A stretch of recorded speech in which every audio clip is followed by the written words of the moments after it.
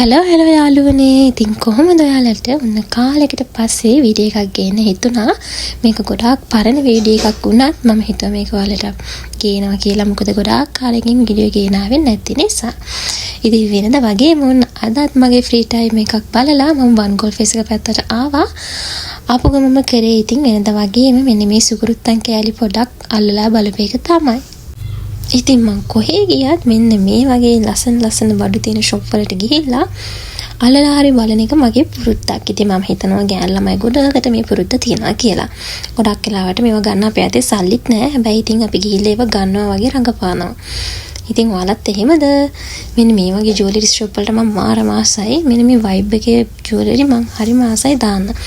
ඉතින් ඔන්න බලලා ඇඳුමකුත් ගත්තා. ඊට පස්සේ තව ඉතින් වටයක් දැම්මා. තාම ඉවර නැහැ. ඉතින් මට ඇත්තටම මම ෆයිනල් එකේ ඉන්න නිසා මට වීඩියෝස් ගේන්න ඇත්තටම වෙලාවක් තිබුණේ නැහැ. රිසර්ච් අසයින්මන්ට් වගේ දේවල් එක්ක හිර වෙලා හිටපු නිසා. ඉතින් මම හිතන ඉස්සරහට ලස්සන වීඩියෝස් වලට අරන් එන්න. ඉතින් මගෙත් එක්ක මෙච්චර කාලයක් එකතුලා හිටිය ඔයාලට ගොඩාක් ආදරේ. ඉස්සරහටත් මගෙත් එක්ක එකතුලා ඉන්න කියලා ආදරෙන් ඉල්ලනවා. ඉතින් ගොඩාක් වීඩියෝස් ගේන්න බැරි වුණ එකට මට ඇත්තටම සමා වෙන්න. ඉස්සරහට ලස්සන වීඩියෝ වලට ගේන්නම්.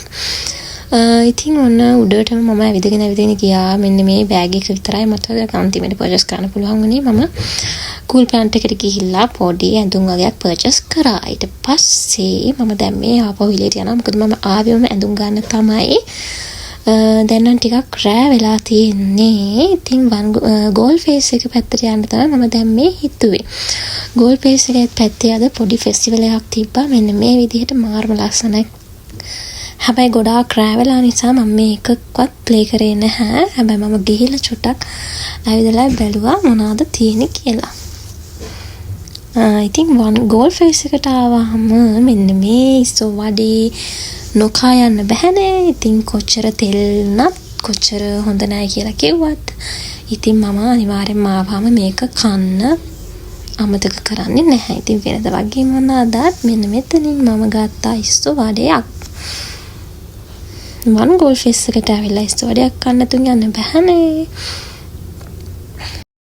ඉතින් රස ඉස්සෝ වඩේක රස බලන ගමන් මෙන්න මේ ෆෙස්ටිවල් එක පැත්තට චුට්ටක් මම ඔළුව දැම්මා.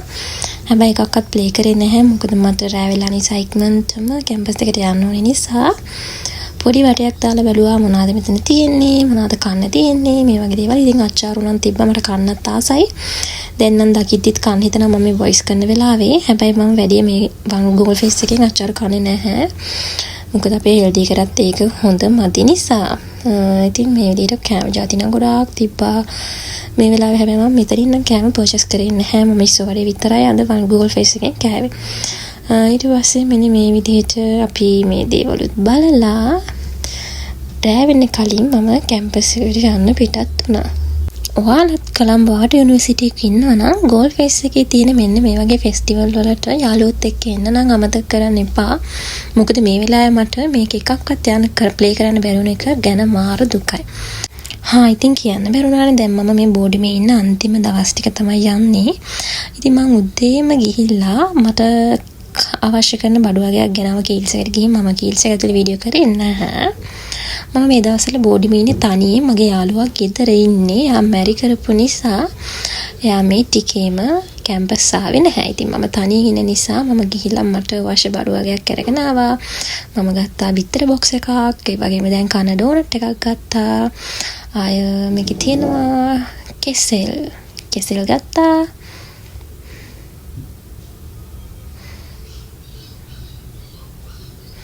ඒ වගේම එළවලු ගත්තා. මේ තියෙන බීට්රූට් මම විතරක් නිසා ඕන එක ගෙඩියක් මට හොඳටම ඇති. ඊට පස්සේ ගත්තා මෙන්න මේ ස්නැක්ස් එක මට පාඩම් කරන ගමන් කන්න. ඊට පස්සේ මෙන්න මේ බිස්කට් එකට මම ආසයි. ඊට පස්සේ පොල් ගෙඩියක්. ඊට පස්සේ ගත්තා මෙන්න මේ නූඩල් එක. උයන්න කම්මැලිලාට කන්න තමයි ඒක ගත්තේ. ඊට පස්සේ මම ගත්තා සෝයා මීට් එකක්. රයිගම් එකේ සෝයා මීට් මාර රසයි. ඊට පස්සේ ගත්තා මෙන්න මේ චිකන් ටික නම් මම දැන් උයාට තමයි හදන්නේ. ඔක්කොටම කලින් මට බඩගිනි උදේ කාලත් නැතුව තමයි මම shopping කරන්න ගියේ. ඊට පස්සේ මම මුලින්ම කරන්නේ තේ එකක් හදා ගන්නවා මගේ ඩෝනට් එකත් එක්ක කන්න. එහෙනම් අපි තේ එකක් හදාගෙන හම්බ වෙමු. බෝඩිමේ තනියෙන් ඉන්නකොට උයන්න හරිම කම්මැලි උදේට. ඉතින් ඒ නිසා තමයි උදේට මෙන්න මේ විදිහට එකක් හදාගෙන දවල් වෙලා මම උයන්න පටන් ගත්තා. මම දැන් මේ හදන්න යන්නේ චිකන් එක. මම විතරක් නිසා ඉතින් මට මේක අද රාටත් එක්කම කන්න හොඳටම ඇති. ඉතින් එහෙනම් අපි දැන් රස චිකන් එක හදාගමු. වීඩියෝ ක්වොලිටි එක ගැන හිතන්න එපා. කැමරා කරන ගමන් තනියෙන් මේ වැඩේ කරන්න හරිම අමාරුයි. මම බෝඩි මේ තනියෙන්නේ යාළුවාවත් හිටියනම් ඕන එයාට කියලා වීඩියෝ එක ගන්න තිබ්බා. ඉතින් මම තනියම තමයි මේ වීඩියෝ කර කම්මැලිකමටත් එක්ක ඔයාලත් එකතු කරගෙන මේ චිකන් එක හදාගන්නේ. ඇත්තටම කිව්වොත් ළමයි මම කැම්පස් ආවගෙන් හොඳ දෙයක් පුරුදුනා. ඒ තමයි මම කැම්පස් එද්දි මුකුත්ම යන්න දන්නේ නැහැ. අඩුම තරමේ තේ එකක්වත් හදාගන්න හරියට බෑ. හැබැයි කැම්පස් ආපු එකෙන් මේ විදිහට බෝඩිම එක හිටපු එකෙන් මට ලැබුණ මගේ ජීවිතේට ලැබුණු හොඳම දෙයක් තමයි මට රසට උයන්න පුළුවන් වුණ එක. ඉතින් ඔයාලත් එහෙමද? ඉතින් යාළුවනේ මට ඊළඟ වීඩියෝ එක ගන්න මතක් වුණේ චිකන් එකත් හදලා කාලා බෝඩි මුමුත් අයින් වෙලා කැම්පස් එකේ හොස්ටල් එකට ගියාට පස්සේ. දැන් මං ඉන්නේ හොස්ටල් එකේ. vlogs කරන්න බැරි වුණා. ඒකට හේතු ගොඩක් තිබ්බා. ඉතින් මෙතනින් ආරවම ඔයාලට පොඩි vlogs ටිකක් හරි අරන් එන්න බලාගෙන ඉන්නවා. මම දැන් කියන්නේ මම ඉන්නේ දැන් බෝඩින් නෙවෙයි. මං ඉන්නේ දැන් හොස්ටල් එකේ. 4th එකේ මම හොස්ටල් එකට ආවා. මොකද මට රෑ වෙලා යන්න එන්න ටිකක් අමාරුයි බෝඩි මේකදී. ඒ නිසා මම දැන් ඉන්නේ හොස්ටල්. ඉතින් ඔයාලට හොස්ටල් එකේ වීඩියෝස් වල ඉස්සරහට අරන් එන්න. අද මම ගෙනින් ටිකක් කාලය ගත කරන්න නිසා ටිකක් එළියට යනවා. දැන් වෙලාව 5:00යි. මම යන්නේ මුලින්ම කැලණි පන්සල්. දවල්ට කාලත් හිටියේ නැති නිසා ඔන්න පරාට දෙකකුත් කාලා ටුක් එකක් දාගෙන මම යනවා පන්සලට. මොකද මට සාමාන්‍යයෙන් මාසෙකට සැරයක්වත් කැලණි පන්සලට යන්න ඕනේ. එහෙම නැති වුණොත් මට චුට්ටක් ඒක අවුල්.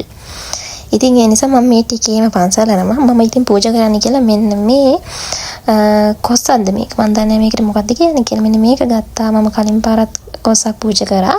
කොස්සක් කියන්නේ ඉදලක්. මෙන්න මේ පාර ගත්තම මෙන්න මේක. විශේෂයෙන් මම මේක පූජා කරන්න හේතුව තමයි මම කරන්නේ මගේ බිස්නස් එකට කියන්නේ ස්කින් ඩැමේජ් වල රිකවර් කරගන්න ප්‍රොඩක්ට් එකක් කරනවා මම.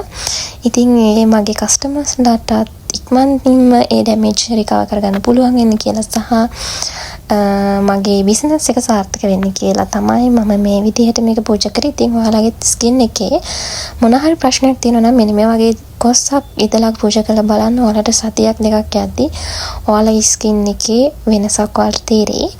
ඉතින් ඒක බලාපොරොත්තු වෙන්න කරන්න එපා. ඔයාලා ඉතින් ඒක බුදුචානන් වහන්සේ වෙනින් පූජා කරන්න.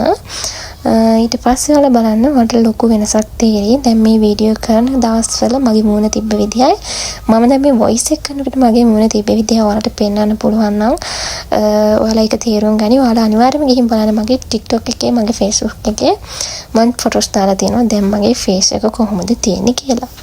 ඉතින් හොස්ටල් ආවට පස්සේ මට යාළුවෝ ගොඩාක් හම්බ වුණා. අලුත් යාළුවෝ. ඉතින් මේ ඉන්නේ මගේ රූම් එකේ යාළුවෝ ටික. අපි සෙට් එකේ ෆ්‍රී දවසක් බලලා අපි ආවා හොටෙල් එකකට ඩේ අවුට් එකකට. ඉතින් අපි මුලින්ම කරේ මෙන්න මේ විදිහට පූල් එකකට බැලලා හොඳට එන්ජොයි කරපු එක. අපි හවස් වෙනකම මෙතන හිටියා. ඊට පස්සේ අපි කැම්පස් එකට ගියා. ඇත්තටම මට වීඩියෝස් ගේන්න බැරුණා. මොකද අපි ඇත්තටම මේ වීඩියෝස් කර හිටියේ නැහැ.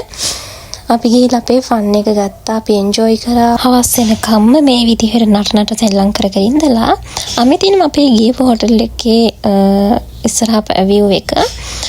ඊට පස්සේ අපි අද හවස තියෙනවා කැම්පස් එකේ ලොකු ෂෝ එකක්. ඉතින් අපි හවසට යනවා ඒක බලන්න. මම හවස හම්බ වෙන්නම්.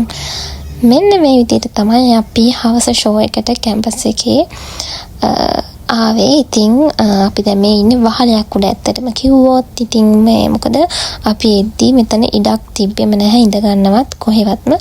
පස්සේ ඉතින් මට බය හිතුණා වහලෙ උඩ ඉද්දි. මොකද ගොඩාක් අය වහලෙ උඩට ආපු නිසා අපි පහලට බැලලා මෙන්න මේ විදිහට අපේ එන්ජොයි කරා.